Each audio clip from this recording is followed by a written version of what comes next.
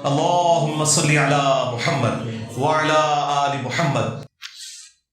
نہانے سے پہلے کیا ننگے بدن وضو کیا جا سکتا ہے؟ جی کر سکتے ہیں۔ نہانے کے سوا بھی اگر کوئی ننگے بدن وضو کرتا ہے تو وضو درست ہے، بشرطے کہ شرمگاہ کو ہاتھ نہ لگے وضو کے دوران۔ اسی طریقے سے کپڑے چینج کرنے سے بھی وضو نہیں ٹوٹتا۔ بعض لوگوں میں یہ مشہور ہے کہ جی اگر کپڑے چینج کیے تو وضو ٹوٹ جائے گا۔ بعض لوگ کہتے ہیں جی سگریٹ پینے سے وضو ٹوٹ جائے گا۔ سگریٹ پینا ویسے ہی غلط کام ہے، لیکن وضو نہیں ٹوٹتا اس سے۔ تو کپڑے چینج کرنے سے بھی وضو نہیں ٹوٹے گا، اور ننگے بدن بھی وضو کیا جا سکتا ہے۔ مخلوط نظام تعلیم میں ایک میل ٹیچر کس طرح خود کو محفوظ رکھتے ہوئے اچھا کردار ادا کر سکتا ہے؟ نگاہوں کی حفاظت یہ بنیادی چیز ہے، یہ حد الامکان کی جائے۔ نمبر 2، میل اور فیمیل کا اس اعتبار سے الگ میں کوئی ملاقات کا سلسلہ نہ ہو جس طرح پروفیسر جو ہیں وہ اسٹوڈنٹس کو اپنے کمروں میں بلا لیتے ہیں۔ وہ جامع ترمذی میں سنن نسائی الکبریٰ میں حدیث ہے، مشکات میں بھی موجود ہے کہ جہاں 2 اجنبی مرد و عورت ہوتے ہیں، تیسرا ان میں شیطان ہوتا ہے۔ تو یہ 2 تھم رولز ہیں، ان کو فالو کریں تو انشاءاللہ فتنے سے بچ جائیں گے۔ مستدرک کی حدیث نمبر 7807 میں ہے کہ جو شخص کسی قوم کی اجازت کے بغیر ان کا حکمران بن جائے، اس پر اللہ کی لعنت، فرشتوں کی لعنت، تمام لعنت کرنے والوں کی لعنت۔ تو اس میں سے کیا نکالنا ہے بھائی؟ مجھے تو نہیں پتا اس میں سے آپ کیا نکالنا چاہ رہے ہیں۔ لکھا ہوا ہے تو یقیناً ہوگا۔ باقی اگر آپ اس میں سے یہ نکالنا چاہ رہے ہیں کہ ماضی میں جن لوگوں نے تلوار کے زور کے اوپر حکومت سنبھالی تو اللہ کو جواب دے ہوں گے بھائی۔ اسی طریقے سے آج اگر تلوار کے زور کے اوپر کوئی مسلط ہوا تو وہ اللہ کو جواب دے ہوگا۔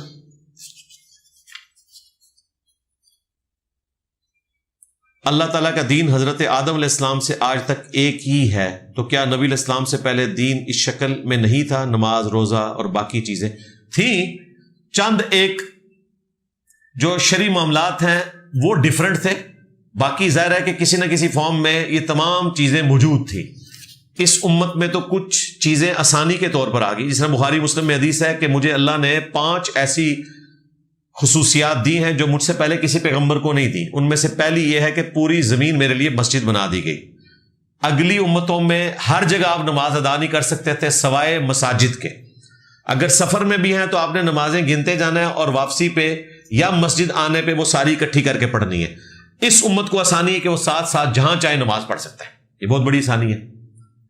اللہ تعالیٰ نے میرے لیے مال غنیمت کو حلال کر دیا۔ اگلی امتوں کے لیے مال غنیمت یعنی جنگ میں کافروں کا چھوڑا ہوا مال حلال نہیں ٹھہرایا تھا، اوپن میدان میں رکھا جاتا تھا، اللہ تعالیٰ کی طرف سے آگ آتی تھی جلا کے راکھ کر دیتی تھی۔ اس امت کے لیے وہ حلال کر دیا گیا۔ تو اس طرح کئی ایک چیزیں ہیں جو اس امت میں حلال کر دی گئی جو اگلی امتوں میں حرام تھی۔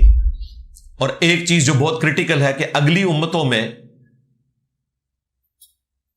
اللہ کے سوا بھی اور ہستیوں کے لیے سجدہ تعظیمی جائز تھا، سجدہ عبادت تو کبھی بھی کسی اور کے لیے جائز نہیں رہا۔ اس امت میں وہ حرام کر دیا گیا۔ جامع ترمذی میں، سنن نبی داؤد میں اور سنن ابن ماجہ میں حدیث ہے، جب ایک صحابی نے حضور کو سجدہ کیا، آپ نے کہا سر اٹھا، کیا کر رہا ہے؟ جب میں فوت ہو جاؤں گا اور تو میری قبر سے گزرے گا تو کیا میری قبر پہ بھی سجدہ کرے گا؟ انہوں نے کہا نہیں یا رسول اللہ۔ تو فرمایا مجھے کیوں سجدہ کر رہے ہو؟ اگر میں سجدہ جائز سمجھتا تو بیویوں سے کہتا کہ خامدوں کو سجدہ کریں اس حق کے سبب جو اللہ تعالیٰ نے ان کا رکھا ہے۔ یعنی اس امت میں اگر سجدہ تعظیمی جائز ہوتا تو یہ ایک صورت ہو سکتی تھی۔ جو قرآن پاک میں حضرت آدم علیہ السلام کو فرشتوں نے سجدہ کیا، یوسف علیہ السلام کو ان کے بھائیوں نے اور ماں باپ نے سجدہ کیا، اگرچہ اس میں بعض لوگ کہتے ہیں وہ سجدے سے مراد صرف سر جھکانا تھا، ٹو باؤ ڈاؤن کرنا تھا، وہ بھی کرنا ہو، وہ بھی اس امت میں اتنا بھی الاؤ نہیں ہے کہ آپ اتنا کسی کے سامنے جھکیں کہ آپ کے ہاتھ گھٹنوں تک پہنچ جائیں۔ یہ حد رکوع ہے، یہ اللہ تعالیٰ کے ساتھ خاص ہے۔ جس طرح ختم نبوت کی برکت سے کشف الہام ہمیشہ کے لیے ختم ہو گیا، اسی طریقے سے ختم نبوت کی برکت سے اس امت میں توحید بھی کامل ہوگی کہ سجدہ تعظیمی جو اگلی امتوں میں حلال تھا اس امت میں وہ بھی ختم کر دیا گیا۔ تو جہاں اتنی سخت تعلیمات ہوں وہاں باب مزار بنا کے اپنے ماننے والوں کو اپنی زندگی میں اپنے سامنے جھکائیں اور مرنے کے بعد قبروں پہ جھکائیں. جی یہ کہتے ہیں تو تبھی جھکتے ہیں. ان کی مرضی سے ہو رہا ہے, کیونکہ ان کے پاس تو طاقتیں بڑھ جاتی قبر میں جا کے, اس کے باوجود ان کی قبر پہ لوگ سجدے کرتے ہیں, یہ نہیں روکتے. اس کا مطلب ہے راضی ہیں ان کی ڈاکٹرن میں. لو سامو طاقتاں ودیاں نے, باہر تو نہیں سن روک سکتے, اندر جا کے تو گیچی بروڑ سکتے سن نا, نہیں. تخلیق انسان سے متعلق کنفیوژن ہے. پہلا انسان مٹی پانی سے کیسے اور کب بنا. آپ کو کیوں کنفیوژن ہے بھائی؟ آپ کو کون سی ایسی اسائنمنٹ ملی ہوئی ہے یا آپ کی آخرت کو اس کے ساتھ جڑی ہوئی ہے؟ کوئی کنفیوژن نہیں. آپ کیا لینا دینا ہے؟ آپ کا دنیا میں آنا اس بات کا ثبوت ہے کہ یہ بات کہیں سے سٹارٹ ہوئی ہے. اگر ہمیشہ سے انسان بن رہے ہوتے تو آپ کا نمبر ہی نہ آتا. آپ کا نمبر آیا اس لیے ہے کہ کہیں سے بات سٹارٹ ہوئی ہے. تو آپ ٹینشن کو لے رہے ہیں, آپ اپنی فکر کریں. سالے سمندر کی مٹی سے تخلیق کا عمل شروع ہوا. او بھائی میرے, ان چیزوں سے باہر نکلیں. آپ ایتھیزم سے متعلق میری ویڈیوز دیکھیں, ایوولوشن سے متعلق دیکھیں. یہ صرف ایک علمی شہوت ہے, آپ نے جو پوری کرنی ہے ضرور کریں. اس کا ہماری آخرت سے کوئی لینا دینا نہیں ہے. قرآن پاک میں اللہ تعالیٰ نے مٹی سے بھی پیدائش کا ذکر کیا, پانی سے بھی پیدائش کا ذکر کیا, کھنکھناتی بھی مٹی سے بھی ذکر کیا. یہ ساری باتیں بیک وقت درست ہیں. جس طرح جب ہم کہیں کہ چائے دودھ سے بنتی ہے, یہ بھی درست ہے. چائے پتی سے بنتی ہے, یہ بھی درست ہے. اور دودھ پتی نہ ہو تو چائے پانی سے بھی بنتی ہے, یہ بھی درست ہے. یہ ساری باتیں اپنی جگہ درست ہیں. اصل پانی ہے اور مٹی بھی شامل کی گئی. یونیورس تقریباً 14 ارب سال پہلے بگ بینگ کے دھماکے کے بعد وجود میں آئی, اور ارتھ پلانٹ تقریباً 3.8 بلین ایئرز پہلے. اسلام اس سے متعلق کیا ہماری رہنمائی کرتا ہے؟ اسلام یہ رہنمائی کرتا ہے کہ ان تمام چیزوں کا ایک کریٹر ہے جس نے پوری ہارمونی کے ساتھ ان چیزوں کو بنایا. بگ بینگ کے بعد ایک آرگنائز کائنات کا بننا ہی کریٹر کا ثبوت ہے, کیونکہ دھماکہ جو ہے وہ ڈس آرڈر بڑھاتا ہے, انٹروپی میں انکریمنٹ کرتا ہے. دھماکے کے بعد چیزیں سٹیبل نہیں ہوتی ہیں. یہ کون سا دھماکہ ہے کہ جس نے ہر چیز کو اتنا سٹیبل کیا ہے کہ اس پلانٹ ارتھ کے اوپر 20 لاکھ سے زیادہ سپیشیز ہیں مخلوقات کی, اور ایک ایک سپیشی کے اوپر اگر آپ تحقیق کریں تو انسان کی عقل دنگ رہ جاتی ہے. وہ کوالٹیز ہیں کہ جو اس سپیشی کو خود بھی نہیں پتا کہ اس کے اندر موجود ہیں. آپ اپنی بات کر لیں, باقی کو تو چھوڑیں. سب سے عقل مند تو ہم بیٹھے ہوئے نا, انسان. ہمیں نہیں پتا کہ ہمارے اندر کیا ٹریفک جاری ہے. یہ تو سائنس کی برکت سے پتا چلنا شروع ہوا. ابھی بھی ہم صرف ڈسکوریز کر رہے ہیں. جن چیزوں کا پتہ ہی اب چل رہا ہے, اس کا مطلب ہے کہ اس کے کریٹر نہ ہم ہیں نہ ہمارے ماں باپ ہیں. ہم اتنے لاچار ہیں کہ ہمیں اپنی ٹریفک کے اوپر نہ کوئی کنٹرول ہے نہ پتا ہے اس سے متعلق. آئے دن نئی تحقیقات سامنے آتی ہیں, تو آپ کریٹر کو پہچانیں. اسلام یہ کہتا ہے. UK میں طلباء سیکیورٹی کی جاب کرتے ہیں, تو کیا ان کا کسی ایسی جگہ پر جاب کرنا جائز ہے جدھر شراب وغیرہ فروخت ہوتی ہو؟ سیکیورٹی کی جاب تو ہو سکتی ہے نا جی, کسی بھی جگہ پر. ایون بینک کی سیکیورٹی کے باہر جو بیٹھے ہوئے ہیں گارڈز, تو ظاہر لوگوں کی حفاظت کے لیے, مال کی حفاظت کے لیے بیٹھے ہیں. وہ اس لیے نہیں بیٹھے ہوئے کہ لوگوں کو سود پہ ابھاریں. اس اعتبار سے اس میں گنجائش نہیں کر سکتی ہے. جب میں واش روم جاتا ہوں تو اللہ کا کلام دل دماغ میں آنا, کیا یہ غلط ہے؟ کوئی فرق نہیں پڑتا, دل دماغ میں آ جائے, کوئی ایسا مسئلہ نہیں ہے. کان بھی سن لیں تو کوئی فرق نہیں پڑتا. خیالات آنا کوئی نہیں. خیالات, وسوسے, ان چیزوں کا کوئی لینا دینا نہیں ہے بھائی آپ کی آخرت کے ساتھ. اس کو اگنور کریں بس. اس کا صرف یہ سولوشن ہے. اگر آپ کہیں گے کہ میں ان سے جان چھڑاؤں تو اس کا واحد ذریعہ ان کو اگنور کرنا ہے. اونٹ کا دودھ پینا حلال ہے؟ جی ظاہر ہے, حلال جانوروں کا دودھ جو ہے وہ حلال ہی ہے.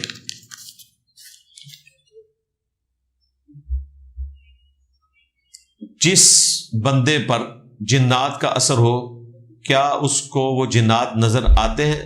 جس پہ اثر ہے اسی سے پوچھیں جی. بعض اوقات نظر آتے ہیں, بعض اوقات نہیں نظر آتے. ہم نے اپنی زندگی میں جو جنات کا اثر دیکھا ہے اور جو جنات اپنی آنکھوں سے دیکھے ہیں, وہ زیادہ تر ہم نے جمعے والے دن ممبر کے اوپر دیکھے ہیں. ہاں, من الجنت والناس, قرآن میں لکھا ہوا ہے کہ شیاطین جنوں میں بھی ہیں انسانوں میں بھی. ابن سیاد کون تھا؟ اگر ابن سیاد دجال ہے تو وہ کون تھا جو تمیم داری سے ملا؟ جی ابن سیاد دجال نہیں ہے، دجالوں میں سے ایک دجال ہے۔ 30 جھوٹے دجال ہونے، جو بڑا دجال ہے اس کے حوالے سے میری ویڈیوز ریکارڈ ہے۔ کیا حضرت فاطمہ کی روح اللہ نے اپنے دست قدرت سے قبض کی تھی؟ سب کی اللہ تعالیٰ ہی کرتا ہے، باقی یہ کوئی اسپیشل پروٹوکول جس طرح کا حضرت عیسیٰ علیہ السلام کو حاصل ہے وہ والا نہیں تھا، جذباتی باتیں۔ امام حاکم نے لکھا ہے کہ جس صحابی کی شان میں سب سے زیادہ احادیث ہیں اس کا نام علی ہے۔ امام حاکم نے احمد بن حنبل کا قول نقل کیا ہے، انہوں نے خود نہیں لکھا، کیونکہ امام حاکم سے تو یہ لوگ نفرت کرتے ہیں، اہل سنت کے جو ناسبی ہیں، تو ان کو بتائیں کہ جو ناسبیوں کے امام ہیں نا، ہمارے نزدیک نہیں، یہ ناسبی جن کو اپنا امام مانتے ہیں احمد بن حنبل، یہ ان کا قول صحیح سند سے نقل کیا ہے۔ یہ ہمارے استاد شیخ زبیر صاحب نے بھی نقل کیا ہے کہ سب سے زیادہ احادیث حضرت علی کی شان میں ہے۔ تو ہم یہ چاہتے ہیں کہ ایک پوری ویڈیو جس میں تمام فضائل ہوں، ہم یہ چاہتے ہیں کہ آپ المستدرک للحاکم میں حضرت علی کے فضائل والا چیپٹر پڑھ لیں، ہم یہ چاہتے ہیں آپ سے، تو آپ یہ کر لیں۔ اور احمد بن حنبل کی کتاب فضائل صحابہ جو سٹال سے آپ کو نو پروفٹ نو لاس پہ مل جائے گی، مارکیٹ سے آدھی قیمت کے اوپر بلکہ، اور اس کا پی ڈی ایف بھی ہماری ویب سائٹ ahlsunnatpak.com پہ رکھا ہے، اور ڈاؤن لوڈ کر کے پڑھ لیں تو آپ کو ساری احادیث مل جائیں گی۔ مسلمانوں کے زوال کی 3 بڑی وجوہات بتائیں انفرادی اور اجتماعی سطح پر، اور میری والدہ کے لیے دعائیں مغفرت کریں۔ وہ سب کے لیے کرتے ہیں، اینڈ پہ سب کے لیے ہو جائے گی۔ 3 بڑی وجوہات کی بجائے ایک ہی وجہ لے لیں، اور وہ یہ ہے کہ قرآن سے دوری ہے اس امت کی۔ اگر عقیدوں میں شرک نظر آ رہا ہے تو اسی وجہ سے، فرقہ واریت نظر آ رہی ہے تو اسی کی وجہ سے، اور ہم جو رونا روتے ہیں ہمیشہ وہ یہی روتے ہیں کہ قرآن کے ساتھ امت کو جوڑیں، ایک ہی وجہ ہے۔ فرقہ واریت اگر آپ کہیں گے تو اس کی وجہ بھی قرآن کو چھوڑنا ہے۔ یہ قرآن کہہ رہا تھا نا، وَاعْتَصِمُوا بِحَبْلِ اللَّهِ جَمِيعًا وَلَا تَفَرَّقُوا، سب کے سب مل کر اللہ کی رسی قرآن کو پکڑ لو اور فرقوں میں مت بٹو۔ صحیح مسلم میں غدیر خم کی حدیث میں اللہ کی رسی قرآن کو کہا گیا، اور دوسری چیز اہل بیت۔ تو قرآن کو چھوڑ کر فرقہ واریت آئی، اور فرقہ واریت سے بچنے کا طریقہ ہے قرآن کو پکڑنا۔ تو دیکھ لیں، ہر چیز کو ڈیپ ڈگ کریں گے تو قرآن سے دوری ہی وجہ ہے، تمام بیماریوں کی ایک ہی جڑ ہے۔ علی بھائی، اجتہاد کرنے کے لیے کتنا علم ہونا ضروری ہے؟ جتنا مرضی علم ہو کوئی فرق نہیں پڑتا، اجتہاد آپ کے فرقے کا مولوی کرے گا تو وہ جائز ہوگا، دوسرے کا ناجائز ہوگا۔ تو علم سے اگر کوئی فرق پڑتا ہوتا تو تقی عثمانی صاحب کے علم کا اجتہاد بریلویوں کو قابل قبول ہوتا، اگر علمی بنیاد ہوتی۔ اگر علمی بنیاد ہوتی تو بریلویوں کے مفتی منیب الرحمان کا اجتہاد دیوبندیوں کے عوام الناس کو قبول ہوتا، نہیں قبول۔ آپ کو پتا ہے ہماری جو اٹامک انرجی کی سائٹس ہیں نا، وہاں اذن عام نہیں ہے۔ اذن عام جمعے کے لیے ضروری ہے، کوئی بھی بندہ وہاں جا کر نماز ادا کر سکے۔ تو ظاہر ہے جو سائٹس پہاڑوں میں بنی ہوئی ہیں تو صرف وہاں کے ملازمین ہی وہاں نماز پڑھتے ہیں، تو جمعے کا دن بھی آتا ہے، تو دیوبندی وہاں جمعے کی نماز نہیں ہونے دیتے۔ وہ کہتے ہیں یہاں پہ اذن عام نہیں ہے تو ہم یہاں جمعے والے دن بھی زور پڑیں گے۔ بریلوی اور اہل حدیث تو قائل ہیں، وہ تو کہتے ہیں گاؤں میں بھی جمعہ ہو جاتا ہے، امام بخاری نے باقاعدہ صحیح بخاری میں باب باندھا ہوا ہے۔ ہمارے نزدیک بھی اذن عام نہ بھی ہو، گاؤں بھی ہو، جمعہ جائز ہے۔ اہل حدیث کا مسئلہ نہیں تھا، اہل حدیث تو بیچارے آٹے میں نمک ہے، ان کی کون سنتا ہے؟ یہ تو ہماری ویڈیوز کے بعد ان کو کوئی ایکسیپٹنس ملی ہے اہل حدیث اور شیعہ کو، ادروائز اس معاشرے میں ان دونوں کے لیے کوئی جگہ نہیں ہے۔ یہ پاکستان نہ شیعوں کے لیے تھا نہ اہل حدیثوں کے لیے تھا، یہ حنفیوں کا ملک ہے، یہ حنفی اسٹیٹ ہے۔ یہ تو ہماری ویڈیوز کی برکت سے آج یہ اتنے ٹارزن بنے ہوئے ہیں، ادروائز ان کی کیا اوقات تھی وہ آپ لوگوں کو پتا ہے۔ تو بریلوی بھی حنفی، اب دیوبندی فتویٰ لے آئے کہ اذن عام نہیں ہے تو جمعہ نہیں ہوگا۔ پھر بریلویوں نے رابطہ کیا تو مفتی منیب الرحمان صاحب نے فتویٰ دیا کہ چونکہ سیکیورٹی ایشو ہے لہذا اذن عام نہ بھی ہو تو جمعہ درست ہے۔ لیکن حنفی دیوبندیوں نے، حنفی بریلوی مفتی اعظم پاکستان منیب الرحمان کا فتویٰ نہیں مانا ہوا، ان کا اجتہاد قبول نہیں کیا ہوا۔ قرآن و حدیث تو انہوں نے ماننا ہی نہیں ہے نا، میں تو فتووں کی بات کر رہا ہوں۔ ہمارے نزدیک تو بخاری مسلم سے ثابت ہے کہ جمعہ ہو سکتا ہے.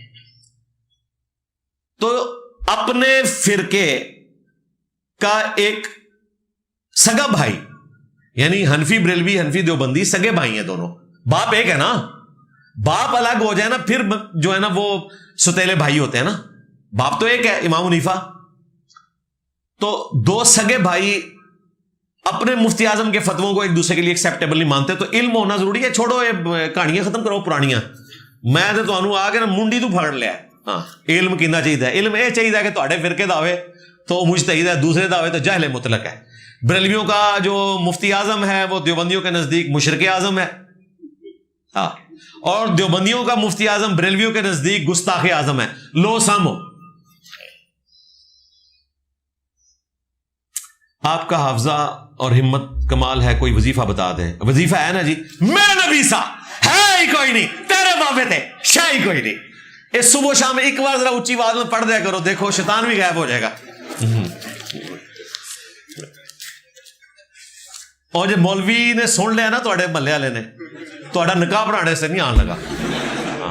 رات کو ہمارے اکیڈمی کے نمبر پہ ہم اتوار سے پہلے جو ایک رات ہے نا وہ اکیڈمی کا نمبر کھلا رکھتے ہیں، کیونکہ آپ لوگوں نے آنا ہوتا ہے تو پہلی دفعہ ہی آ رہے ہوتے ہیں تو لوگ کال کرتے ہیں. تو نمبر کھلا ہوا تھا. تو ایک بھائی کی 8:15 بجے کال آئی، عمران بھائی نے سنی اور وہ رو رہا تھا. کہتا ہے کہ جی مولوی صاحب اینڈ ٹائم پہ مجھے دھوکہ دے گئے ہیں. میرا نکاح تھا محلے ہی میں، اس کی شادی ہوئی تھی اور محلے کا مولوی بلایا ہوا تھا. اس نے کہا تم انجینئر کے اسٹوڈنٹ ہو تو میں نے نکاح نہیں پڑھانا.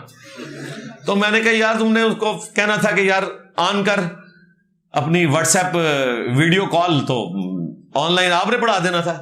ان مولویوں کو پتا چلے کہ یار یہ کون سا ہے ایسا کوئی کارنامہ ہے جو تم لوگ کرتے ہو. یہ تو ایجاب و قبول کا نام ہے. خطبہ کوئی پڑھ دے تو اچھی بات ہے، نہیں بھی پڑھے تو نکاح ہو جائے گا اگر ایجاب و قبول گواہوں کی موجودگی میں حق مہر کے ساتھ ہے. خطبہ تو سنت ہے، اور خطبہ تو آپ لوگ جمعے کا بھی نہیں سنتے، جا کے اینڈ تے فرضی پڑھ دو نا، 2 ہو جاتا ہے نا جمعہ. ہاں نکاح بھی ہو جاتا ہے. خطبہ سو یہ سنت ہے. اصل چیز جو ہے ایجاب و قبول، حق مہر اور گواہوں کی موجودگی، یہ ہے. تو خطبہ تو ہم دے دیں گے. نکاح رجسٹرار جو ہے وہ آپ کو ویسے ہی مل جائے گا، وہ تو پیسے کے اگینسٹ ہوتا ہے، جہاں سے مرضی جا کے لے لیں. تو یہ بھی ہو جاتا ہے. اور اس نے ایسی مکاری کی اس کے ساتھ کہ اسے نہیں بتایا کہ تیرے ساتھ یہ ہاتھ کرنے والا ہوں، ورنہ تم پہلے بتا دیتے. جس دن نکاح تھا 8:30 بجے نکاح تھا، 8:15 وہ وہاں آیا ہے اور کہتا ہے میں نے نکاح نہیں پڑھانا. تو وہ پریشان ہو گیا، میں اور مولوی کہاں سے ارینج کروں گا، حالانکہ پیسے میں ہر چیز مل جاتی ہے. تو بہرحال آندہ اور کسی کے ساتھ ایسا مسئلہ ہو، آپ نے اکیڈمی میں پہلے رابطہ کرنا ہے. ہاں ہم ذلیل کریں گے ان کو. اور یہ میں رجز بھی، جو بھی آپ کا نکاح پڑھائے گا نا تو اس کو کہوں گا پہلے رجز پڑھ، سارے عوام و ناس سنیں. میرے نبی سا ہے ہی کوئی نہیں، تیرے بابے تھے شاہ ہی کوئی نہیں. کیا اولیاء اللہ سے محبت واجب ہے؟ بالکل، اللہ کی نسبت کی وجہ سے. وہ جو دعا ہے جامعہ ترمذی میں، نبی الاسلام نے خواب میں اللہ کو دیکھا جیسا کہ اس کی شان کے لائق ہے. مشکات میں 748 نمبر ہے اس حدیث کا. یہ حدیث مسند احمد میں بھی ہے، ترمذی میں بھی. اور امام ترمذی نے لکھا کہ میرے استاد امام بخاری بھی اس حدیث کو صحیح کہتے ہیں. اس میں جو نبی الاسلام نے دعا کی تھی اللہ تعالیٰ سے ڈائریکٹ، اللہم انی اسألک فعل الخیرات وترک المنکرات وحب المساکین وان تغفر لی وترحمنی واذا اردت فتنة فی قوم فتوفنی غیر مفتون اسألک حبک وحب من یحبک. میں تجھ سے سوال کرتا ہوں اے اللہ تیری محبت کا اور ہر اس شخص کی محبت کا جس سے تو محبت کرتا ہے. وحب عملی یقربنی الی حبک، اور ہر اس عمل کی محبت مانگتا ہوں جو مجھے تیرا قرب عطا کرے. یہ وہی ہے اللہم اعنا علی ذکرک وشکرک وحسن عبادتک. تو اللہ کی محبت، اس کے محبوب بندوں کی محبت اور نیک اعمال کی محبت، یہ تو نبی الاسلام نے مانگی ہے. اولیاء اللہ کی محبت، اولیاء کی محبت نہیں، نہ اولیاء الشیاطین کی محبت، اللہ کے اولیاء کی محبت. اللہ کے اولیاء وہ ہوں گے جو اللہ کا تعارف کروائیں گے، بابوں کا نہیں. اللہ کے اولیاء وہ ہوں گے جو اللہ اور مخلوق کے درمیان وسیلہ، واسطہ، مبارک ہستی ہے جس کی قبر مدینے میں ہے صلی اللہ علیہ وآلہ وسلم، اس کے ساتھ جو جوڑے گا وہ اللہ کا ولی ہے. یعنی کہ میرے نبی سا ہے ہی کوئی نہیں، تیرے بابے تھے شاہی کوئی نہیں۔ ولی کی نشانی یہ ہے کہ وہ یہ رجز پڑے گا۔ لو آج کے زمانے میں یہ نشانی ہوگی، اور جو بابوں کا دین لے کے پھرے گا، بابوں کے نوحے پڑے گا، تو آپ سمجھ لیں کہ وہ اولیاء کا ماننے والا ہے۔ یہ کہتے ہیں آپ ولیوں کو نہیں مانتے، ہم کہتے ہیں جی ہم ولیوں کو نہیں مانتے، اولیاء اللہ کو مانتے ہیں۔ تو آپ ان کے ساتھ اس طریقے سے گفتگو کیا کریں، یہ کہنا آپ ولیوں کو نہیں مانتے، آپ کہیں نہیں ہم تو اولیاء اللہ کو مانتے ہیں، جس طرح حضرت ابراہیم نے کہا تھا کہ بڑے سے پوچھو، تو ہم اولیاء اللہ کو مانتے ہیں۔ اب اس کے بعد اگلی چیز نہیں کہ ولی ان کے بتائے ہوئے، نہیں، ان کو تو اولیاء اللہ ہی نہیں مانتے نا، وہ اولیاء ہیں، من دونہ اولیاء۔ اچھا ان کو بھی اللہ نے اولیاء ہی کہا ہے، من دونہ اولیاء۔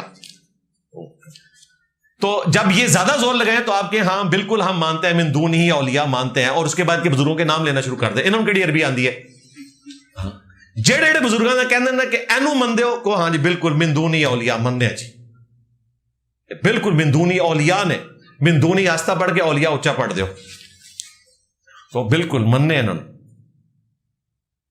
اگر مرحوم کا قرض ادا کرنا ہو تو بہترین خرچ ان کی اولاد پر ہے یا صدقہ خیرات ہے؟ قرض ادا کرنا ہے، قرض بھائی جس کا ہے ان کے ورثاء کو دیں، وہ آپس میں وراثت کے تحت اس کو تقسیم کریں گے، خرچ نہیں کرنا ان کے اوپر، ان کے حوالے کرنا ہے، آپ نے قرض اتارنا ہے نا۔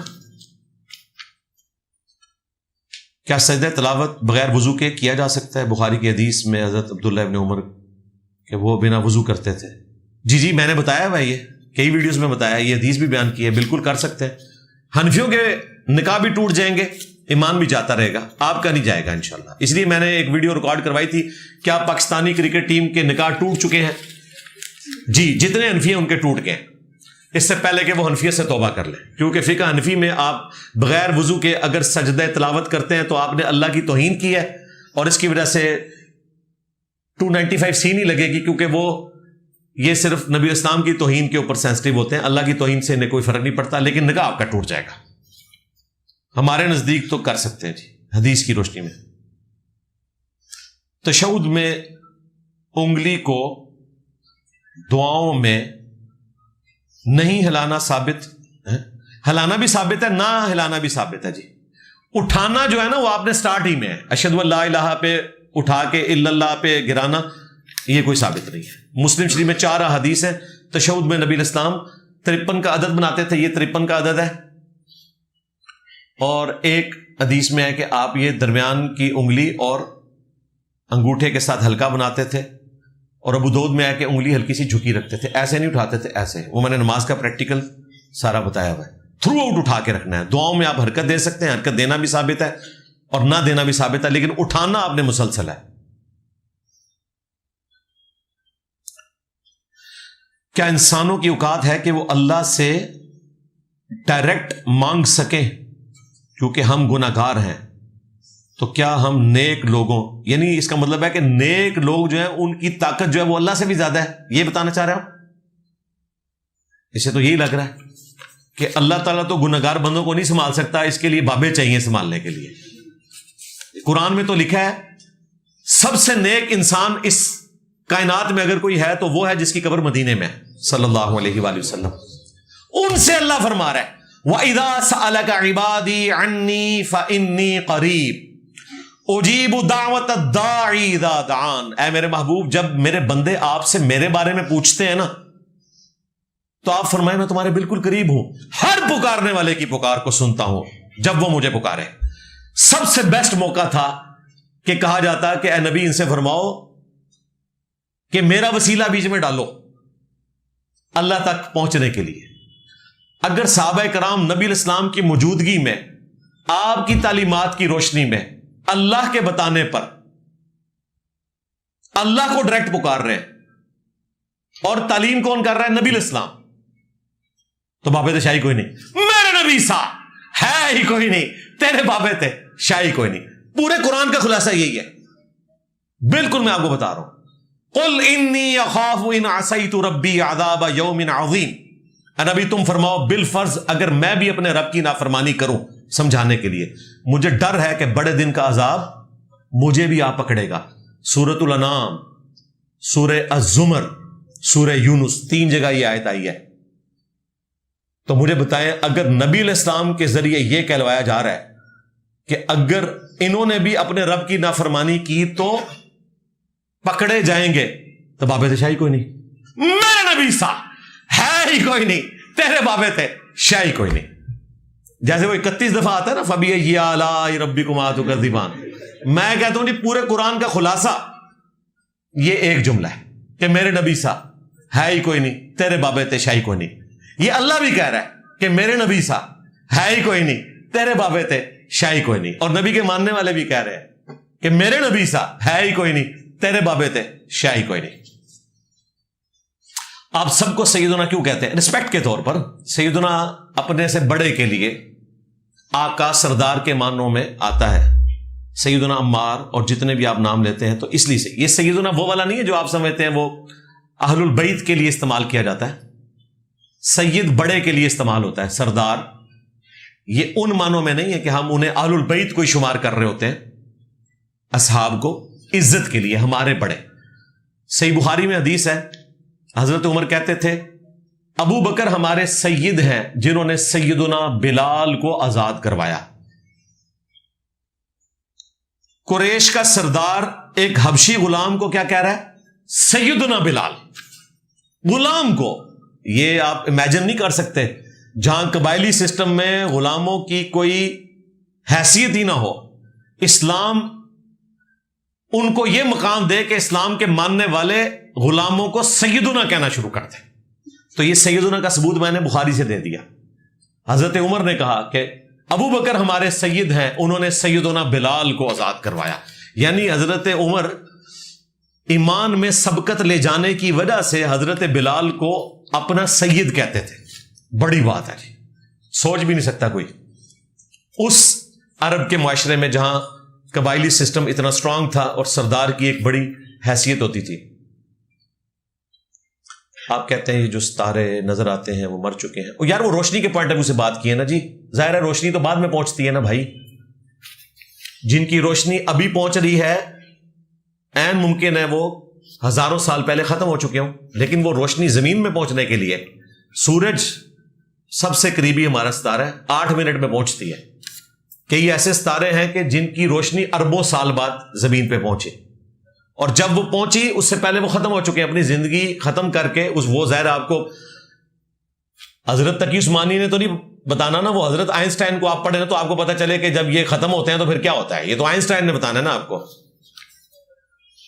مصنف ابن ابی شیبہ میں ہے کہ صحابی نے نبی علیہ السلام کی قبر پہ جا کر بارش کی دعا مانگی. جی ضعیف روایت ہے. مالک الدار کی توثیق صرف ایک محدث نے کی ہے، ابن حبان نے. تو وہ جو راوی ہے جس سے یہ روایت سٹارٹ ہو رہی ہے وہ بھی مجہول ہے.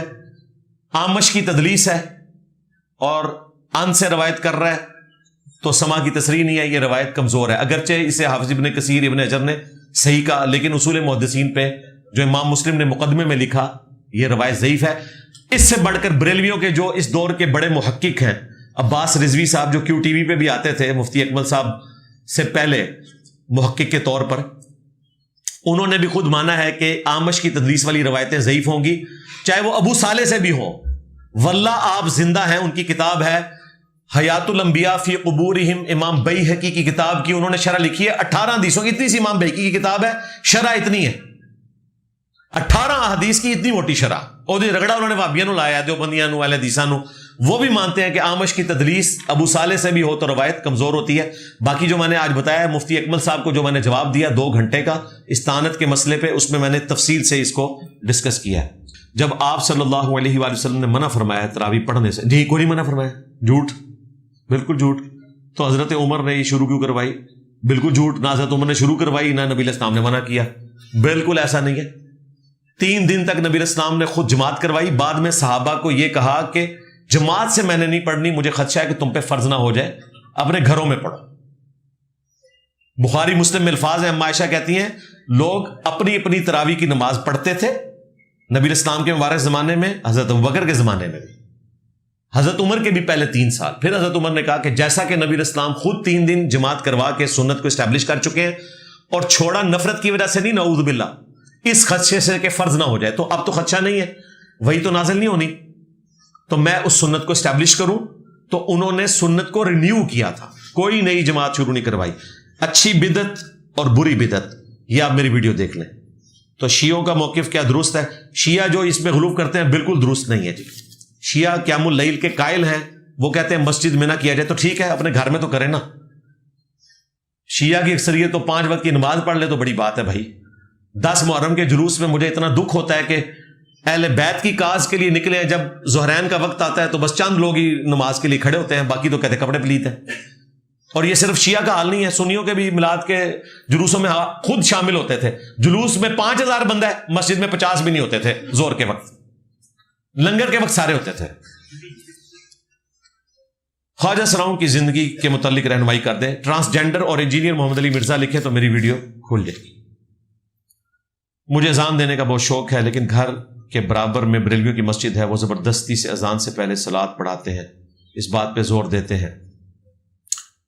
تو اذان آپ اپنے گھر دے لیا کریں بھائی, شوق پورا کر لیں. شوق نہیں ہوتا, بس یہ صرف ایک دکھلاوا ہی ہوتا ہے لوگوں کو دکھانے کے لیے. بابوں نے بھی اسپیکروں کے اوپر قبضہ کیا, ٹوٹلی ریاکاری چل رہی ہوتی ہے.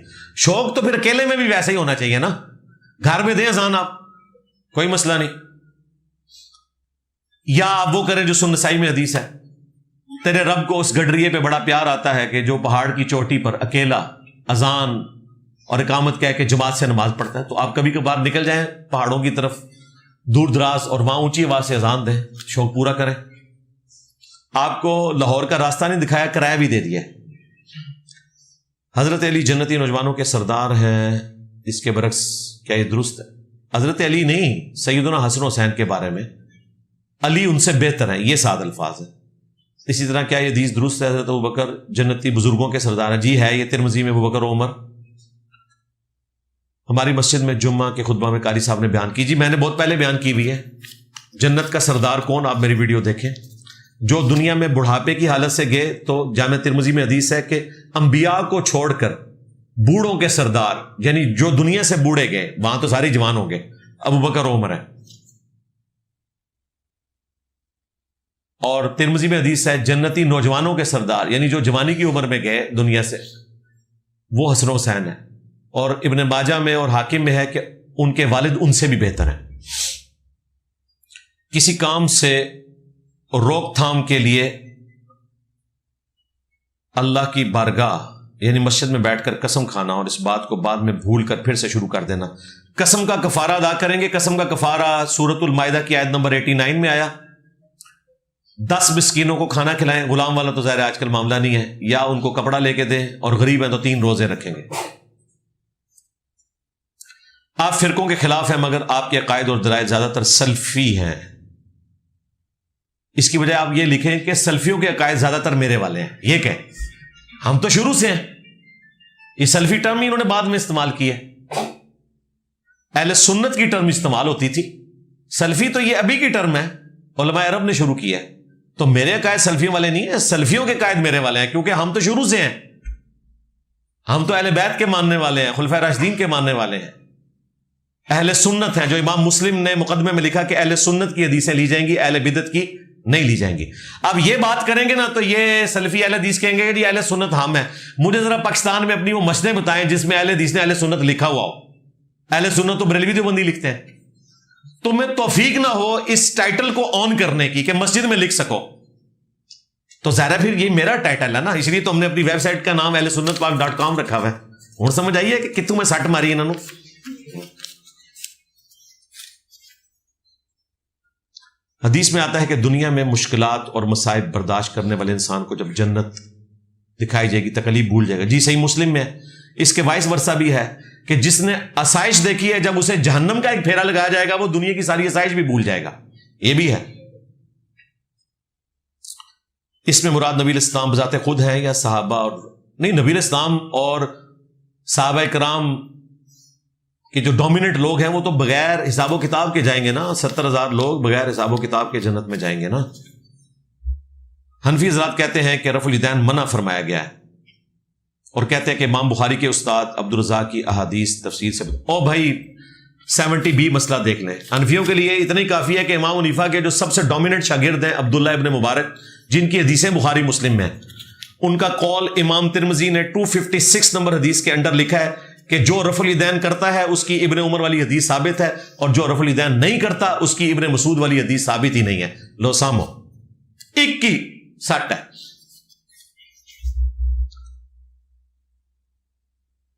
آپ نے حدیث سے بتایا کہ جھوٹ بول کر مال نہیں بیچنا چاہیے. جی بخاری میں ہے کہ مال تو بک جائے گا لیکن برکت اٹھ جائے گی، جھوٹی قسم کھانے سے بھی، سچی قسم کھانے سے بھی. جھوٹ تو خیر بہت بڑی چیز ہے. میں نے ایک موبائل سیل کیا اور جھوٹ بولا، اونڈ کے میں کیا کرا سرکار؟ ایک یار ایڈی مشکل اردو لکھی ہے، مجھے سمجھ نہیں ہے کی کہنا چاہ رہے ہیں.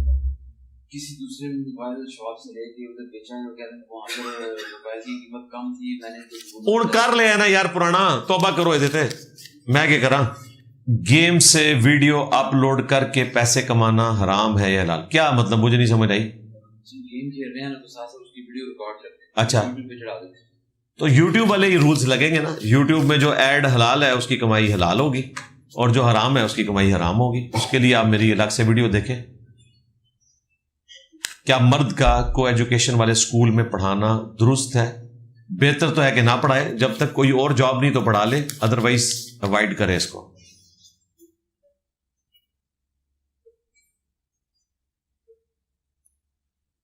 میں پڑھ لکھ نہیں سکتا کچھ بھی، تو میں قرآن روز موبائل سے پڑھ لکھ نہیں سکتا، کیا مطلب ہے؟ ٹائم نہیں ہے یا گونگے بہرے ہیں؟ نہیں، پڑھنا لکھنا نہیں آتا. اچھا تو سنیں نا، اللہ کا شکر ادا کرے. اب تو یہ مسئلہ بلکہ جو پڑھے لکھے ہیں ان کے لیے بھی آسانی ہے کہ مراج الدین خان کی آواز میں جو فتح محمد جلندری صاحب کا ترجمہ ہے، امام کعبہ کی آواز میں عربی ہے اور ان کا اردو والا ترجمہ کمال کا ہے، وہ سنیں.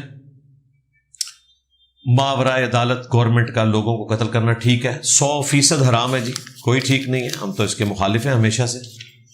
تعویذ باندھنا یا اپنے اوپر کسی مسئلے کے حل کے لیے دم کرنا، دم تو سنت ہے، تعویذ تو کوئی ثابت نہیں ہے. تعویذ بھی اگر کوئی یہ ہے کہ سنت اذکار کر کے اپنے اوپر دم کرتا ہے تو بس وہی تعویذ ہے. المعوذات آخری 3 صورتیں بخاری مسلم میں آیا، نبی علیہ السلام پڑھ کے رات کو اپنے جسم پہ پھونک کے ہاتھ پورے جسم پہ پھیرا کرتے تھے. اور مسلم شریف میں آیا کہ گھر والوں میں سے کوئی بیمار ہوتا تو اس پہ دم کرتے تھے. کیا ہم اپنی بیٹیوں کو اعلیٰ تعلیم دلوا کر جاب کروا سکتے ہیں؟ جی کروا سکتے ہیں. جو شرعی احکام کے اندر کوئی جابز ہیں، مثلا گائنی کی فیلڈ میں لیڈی ڈاکٹرز ہونی چاہیے، جاب کروائیں. جہاں مرد و عورت کا اختلاط اس حوالے سے ہے کہ عفت اور عصمت کی حفاظت کرنا مشکل ہے، وہاں جاب نہ کروائیں. جو والدین اپنے بچوں کے سامنے اپنے رشتہ داروں کی برائیاں کرتے ہیں ان کے متعلق بتا دیں. والدین کے متعلق بتائیں یا بچوں کے متعلق؟ جی غلط کر رہے ہیں. اب بچے یہ پوچھ رہے ہیں ہم کیا کریں، تو والدین کو بھی پیار محبت سے سمجھائیں کہ یہ کام نہ کریں. غیبت ہی ہے. کیا اس دنیا میں انسان کو تکلیف میں مبتلا کر کے اللہ تعالیٰ قیامت والے دن معذرت قبول کرے گا؟ جی ایسا ہی ہے، بخاری مسلم میں حدیث ہے. جب یہ آیت نازل ہوئی سورۃ النساء کی کہ جو کوئی بھی برا عمل کرے گا اس کا بدلہ پائے گا، تو صحابہ کرام بڑے پریشان ہوئے کہ کوئی شخص اس سے محفوظ ہی نہیں 100% کہ اس سے کوئی غلطی نہ ہو. تو پھر نبی اسلام نے فرمایا کہ مسلمان کو کوئی بھی دکھ، درد، اندیشہ یا تکلیف پہنچتی ہے حتیٰ کہ اس کے پاؤں میں کانٹا چبھ جائے، اس کے اگینسٹ بھی اللہ تعالیٰ اس کے گناہوں کو معاف کر دیتا ہے. تو دنیا میں آنے والی تکلیف آخرت کی تکلیف کا کفارہ اس حوالے سے بن جائے گا جو دنیا میں گناہوں کے اگینسٹ ہونے والا تھا. لیکن یہ ضروری نہیں ہے کہ سارے گناہوں کا کفارہ بن جائے. اگر گناہ بہت زیادہ ہیں یا بہت بڑے لیول کے ہیں تو تکلیف کسی خاص حد تک کی اس کی کمپنسیشن کرے گی. ہنڈی کرنسی کا کاروبار کی کمائی حلال ہے؟ جو بھی گورنمنٹ نے الاؤ کیا ہوا ہے بس اتنا حلال ہے، جو غلط ہے وہ غلط ہے. ہمارے ایک رشتہ دار نے میرے بینک اکاؤنٹ میں کچھ رقم جمع کروائی ہے اور وہ دبئی میں پیسے پکڑتے ہیں. جی اگر حکومت آپ کو اس کے اوپر اجازت دیتی ہے تو ضرور کریں، اور اگر حکومت کے نزدیک یہ جرم ہے تو پھر غلط ہے. بھائی عہد کی پاسداری آپ نے کرنی ہے. میں دل اور فالج کا مریض ہوں، اللہ تعالیٰ آپ کو شفا دے. میڈیسن کی وجہ سے بار بار پیشاب آتا ہے، کئی بار قطرے بھی نکل جاتے ہیں. میری دکان گھر سے دور ہے، میرے لیے کیا حکم ہے؟ اگر تو مسلسل ایسا ہوتا ہے تو ایک دفعہ ایک نماز کے لیے وضو کر کے وہ نماز پڑھ لے تو اس دوران اگر قطرے بھی نکل جائیں تو آپ کی نماز درست ہے. اگر مسلسل ایسا ہوتا ہے. پیشاب کے قطروں کی بیماری، استنجا کرنے کا طریقہ، یہ میری ویڈیو ریکارڈ ہے، اس میں میں نے اس کو تفصیل سے بیان کیا ہے. فرض نماز میں امام کے سلام پھیرنے کے بعد کچھ دیر تشہد میں مسنون دعائیں پڑھ کر سلام پھیرنا. نہیں، اس طرح نہ کریں. اگر آپ درود شریف پڑھ چکے ہیں تو پھر آپ کو سلام پھیر دینا چاہیے. اگر درود شریف نہیں پڑھا، اتنا ہی آہستہ پڑھ رہے ہیں کہ آپ عبدہ و رسولہ تک پہنچے ہیں، تو اللہم صلی علی محمد وعلی آل محمد پڑھ کے سلام پھیر دیں. زیادہ لمبا نہ کریں. اور اگر آپ نے تشہد بالکل نہیں پڑھا ہوا تو جب تک آپ تشہد نہیں پڑھیں گے آپ کی نماز درست نہیں ہوگی. تو پھر آپ پڑھ کے سلام پھیریں. انسان کا انسان کو سجدہ کرنا شرک ہے. اگر عبادت کے طور پہ ہو، حضرت یعقوب کا حضرت یوسف کو سجدہ کرنا، وہ سجدہ تعظیمی ہے، میں آج بول چکا ہوں اس کے اوپر. اس امت میں حرام ہے. سورۃ البقرہ آیت نمبر 81 میں اللہ تعالیٰ نے یہود کے اعتراض کہ ہمیں دوزخ میں چند دن رہنا پڑے گا، آخر کار ہم جنت میں چلے جائیں گے، تو اللہ تعالیٰ نے جواب میں کہا کہ جو گناہ کرے گا ہمیشہ کے لیے دوزخ میں رہے گا. ظاہر ہے یہ کون سا گناہ ہے جس کے لیے کہا گیا ہمیشہ کے لیے دوزخ میں رہے گا؟ وہ شرک ہے. قرآن کو آپ نے پوری ڈاکٹرن میں لینا ہے. جو لوگ ان آیات کی بنیاد کے اوپر خارجیوں والا عقیدہ رکھتے ہیں کہ ہمیشہ کے لیے جہنم ہے یا شفاعت کوئی چیز نہیں ہے، تو میں نے ویڈیو ریکارڈ کروائی ہے شفاعت رسول کا عقیدہ. اس میں وہ آیات بھی ہیں، ان اللہ لا یغفر ان یشرک بہ ویغفر ما دون ذلک لمن یشاء. قیامت کے دن اللہ تعالیٰ کسی کا یہ گناہ تو معاف نہیں کرے گا کہ دنیا سے وہ شرک کی حالت میں گیا، اس کے سوا جتنے گناہ ہیں جس کے لیے چاہے گا تو معاف کر دے گا. تو پتہ چلا کہ گناہ معاف ہو جائیں گے آخرت میں بھی. ٹھیک ہے، تو شفاعت کے عقیدے میں ویڈیو دیکھیں تو آپ کو ڈاکٹرن کلیئر ہوگی. کیا سرکاری پینشن کے علاوہ کسی نجی بینک میں پینشن جمع کروانا، کیا مطلب؟ مجھے نہیں سمجھ آیا یہ کیا کہہ رہے ہیں.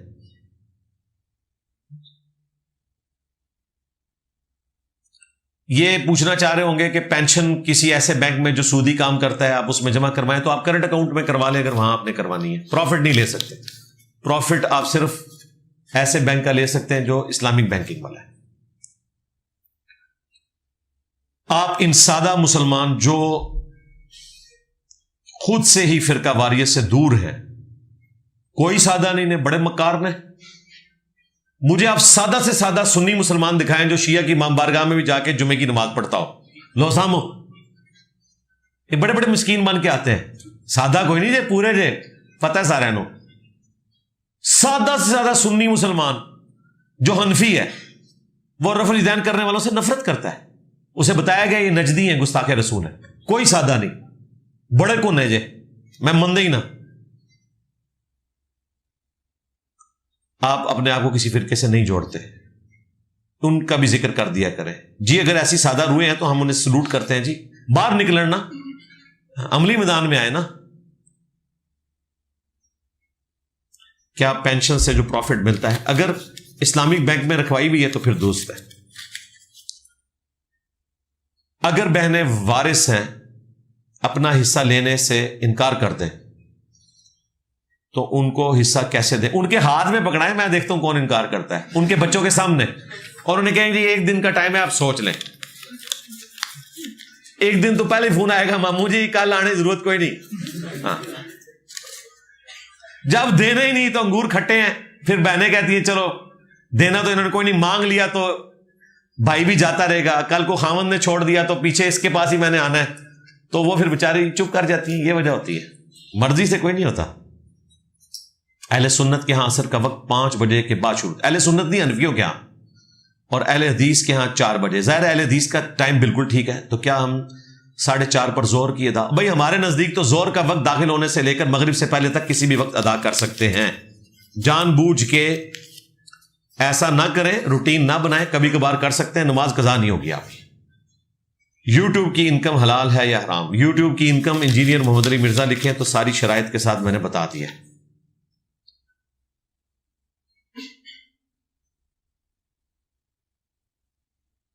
یہ کیا لکھا ہے بھائی یار ویڈیو میں؟ کس چیز کا ذکر کیا گیا؟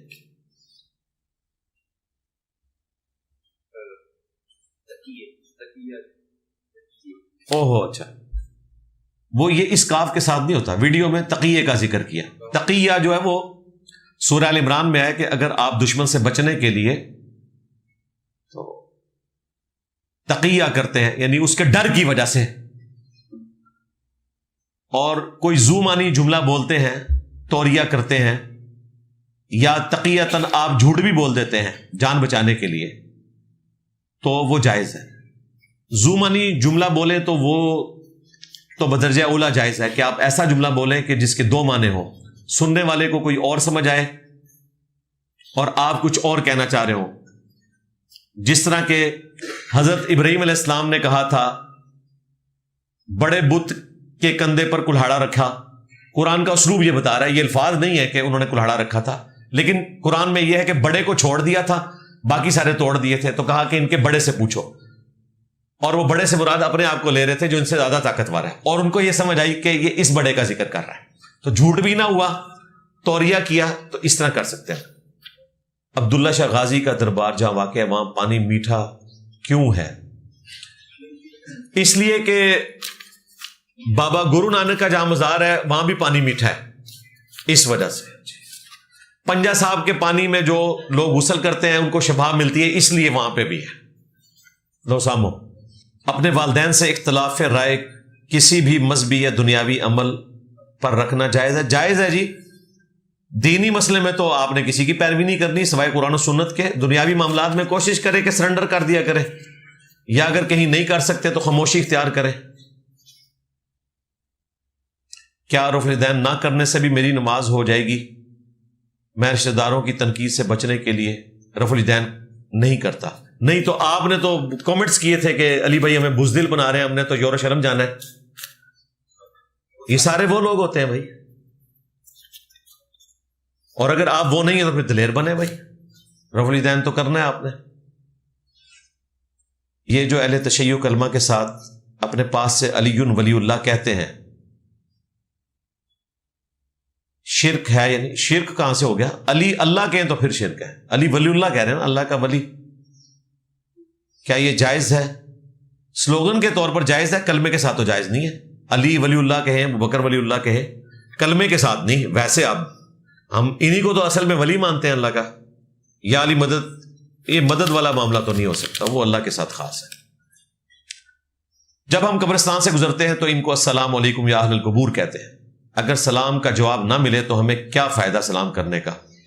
صحیح کہہ رہے ہیں، مجھے بھی آج تک جواب نہیں ملا. ویسے آپ کو جس دن ملے نا ریکارڈ کر کے مجھے بتانا ہے، میں اپنے یوٹیوب چینل سے اپلوڈ کروں گا.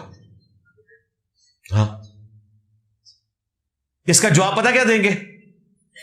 وہ کہیں گے کہ جی یہ برزخی معاملہ ہے. تو بھائی ہمارا قبر میں جانا آواز کا برزخی ہے، ان کا اندر سے باہر آنا برزخی ہے، تو اینڈ رزلٹ کیا ہے؟ اس دنیا سے تعلق ہی نہیں رکھتا. یہ اللہ پہنچاتا ہے جو بخاری مسلم میں آئے. قبروں کے بارے میں بتا دیں، جو 9 گز قبریں ہیں، یہ کھود کے ہی بتایا جا سکتا ہے جی. اندر اگر ڈھانچہ 9 گز کا نکل آتا ہے تو پھر تو وہ ہے، تو ادروائز تو پھر لگتا ہے آنر کے طور پہ انہوں نے لمبی قبریں بنائی ہوئی ہیں. وہ بندے اتنے لمبے نہیں ہیں جو اندر ہے. میرا نام علی حیدر ہے. اچھا، تو اس کا سوال سے کیا تعلق ہے جی؟ سوال سے تو اس چیز کا تعلق نہیں ہے. ہاں، کاٹ دیا کریں نا. میرا یہ سوال ہے کہ دولہ شاہ کے جو دربار کہتے ہیں کہ جس کے گھر اولاد نہ ہو وہاں جا کر منت مانگے تو اولاد ہوتی ہے. اور دولہ پنجابی کہتے ہیں نا، دولہ ہے بیسیکلی، وہ لفظ دولہ ہے. اور کئی کہتے ہیں کہ وہ یہ دولہ ہوئی ہے جو عبد القادر جیلانی نے باہر کڈیا سی، یہ بھی کہتے ہیں. ہاں جی، نہیں اولاد ہو جاتی ہے جی، اس کے بغیر بھی ہو جاتی ہے، اور نہیں ہونی تو وہاں جانے سے بھی نہیں ہونی. سورہ شورا میں آیا اللہ جسے چاہتا ہے بیٹے دیتا ہے، جسے چاہتا ہے بیٹیاں دیتا ہے، جسے چاہتا ہے دونوں دیتا ہے، جسے چاہتا ہے کچھ بھی نہیں دیتا. جیسا کہ نبی علیہ السلام کی کئی بیویاں ان کی اولاد نہیں ہوئی. ہمیں محکمے والے ہر ماہ دفتر کے خرچے کے لیے پیسے نہیں دیتے، الٹا پیسوں کی ڈیمانڈ کرتے ہیں. آپ نے تو اپنا محکمہ لکھا ہی نہیں ہے. اس زمن میں لوگوں سے پیسے لے کر دفتر چلانا جائز ہے؟ حرام ہے جی. قیامت والے دن جہنم میں جائیں گے. لوگوں پہ ظلم کر رہے ہیں آپ. ہاں، اگر لوگ ویسے حکومت کی سپورٹ کے لیے اپنی مرضی سے دے رہے ہیں بغیر کسی غرض کے تو ضرور لیں. جس طرح کئی لوگ ہیں جو خیراتی کام کر دیتے ہیں، سڑک بنوا دیتے ہیں، کنواں کھدوا دیتے ہیں. اس قسم کا اگر کوئی آپ کے محکمے کے ساتھ دیکھی کر رہا ہے، مجھے تو لگ رہا ہے آپ کا محکمہ وہ ہے کہ جس کو لوگ صبح و شام قنوت نازلہ جس کے اوپر پڑھتے ہیں، تو وہ اپنی مرضی سے تو نہیں دیتے ہوں گے. کیا موت کا وقت دن مقرر؟ جی مقرر ہے، لیکن ہمیں نہیں پتا. باقی اگر کوئی شخص خودکشی کرتا ہے تو اس کی زندگی اتنی لکھی تھی، خودکشی اس نے اپنی مرضی سے کی. اگر وہ خودکشی نہ کرتا، کسی اور ذریعے سے اس کی زندگی ختم ہونی تھی، تو خودکشی اس نے اپنی مرضی سے کی، اس کا وبال بھگتے گا. اسی طریقے سے کسی کو قتل کیا، اس کی زندگی اتنی لکھی تھی، لیکن وہ زندگی جو اس کی ختم کرنے میں آپ نے کنٹریبیوٹ کیا، اس کی سزا آپ نے بھگتنی ہے. دین میں اصلاح ہے یا تنقید ہے؟ دونوں ہیں جی. قرآن پاک پورا بھرا ہوا ہے یہود و نصارہ کے غلط عقائد کی تنقید سے، بلکہ ان پہ فتوے ہیں کفر کے. لقد کفر الذین قالوا ان اللہ هو المسیح ابن مریم.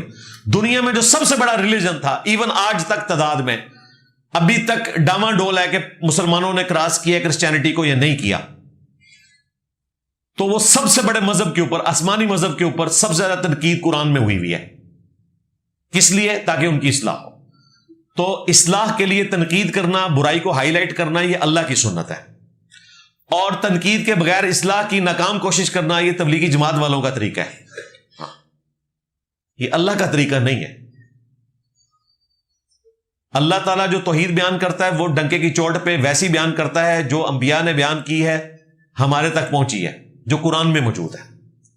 یہ کوئی توحید نہیں ہے کہ سب کچھ اللہ سے ہوتا ہے، اللہ کے غیر سے نہیں ہوتا. اور یہ جو قبروں کے آگے جھک رہے ہیں نا، وہ بھی یہی کہتے ہیں.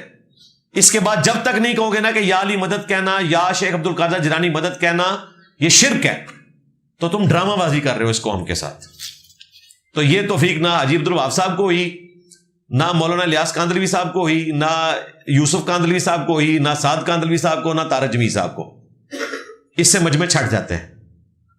اس طرح کی جو توحید بیان ہو رہی ہے نا، تو یہ تبلیغی جماعت کی توحید ہے، انبیاء والی توحید نہیں ہے. اسی لیے حضرت نوح علیہ السلام کی کشتی میں 78 بندے تھے، رائے ونڈ میں 16 لاکھ ہوتے ہیں. یہ والی ذرا شروع کریں تو ادھر بھی دیکھیں کم ہو جائیں گے.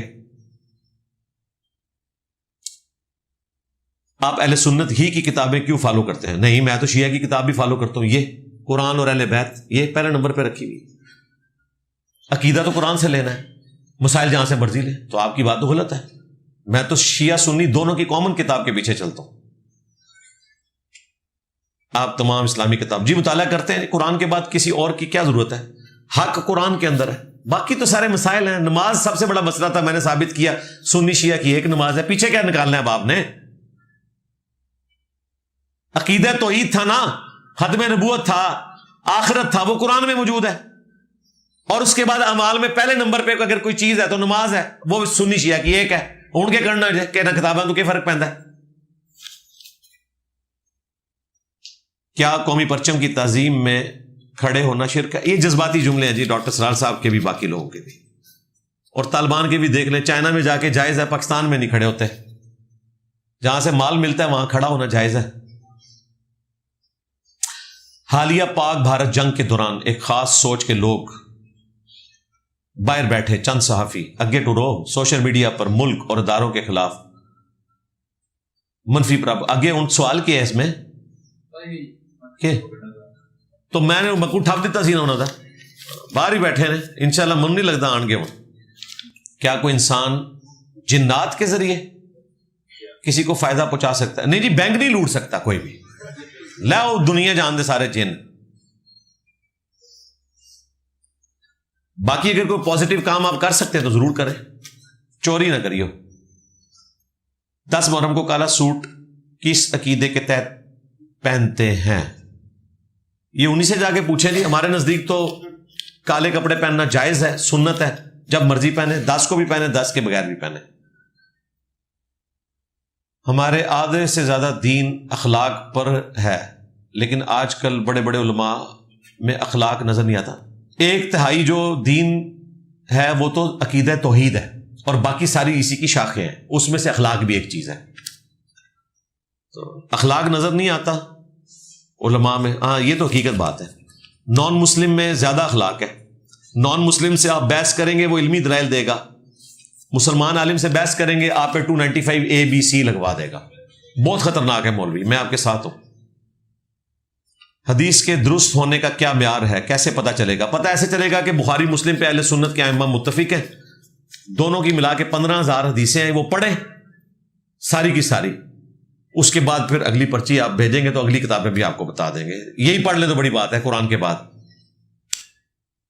کیا قبر میں عذاب آئے گا؟ اگر ہاں تو وہ کون لوگ ہیں جن کو دن رات جنت دکھائی جاتی ہے، جہنم دکھائی جاتی ہے؟ عذاب قبر کے اوپر میری تفصیلاً ویڈیو دیکھ لیں، پچھلے دنوں مبشر لقمان صاحب نے بھی بڑے دھڑلے کے ساتھ میرے ساتھ کوسچن آنسر کرتے ہوئے عذاب قبر کو کہانی کہا، تو میں نے انہیں قرآن سے دلائل دیے تھے، وہ میری ویڈیو بھی دیکھ لیں۔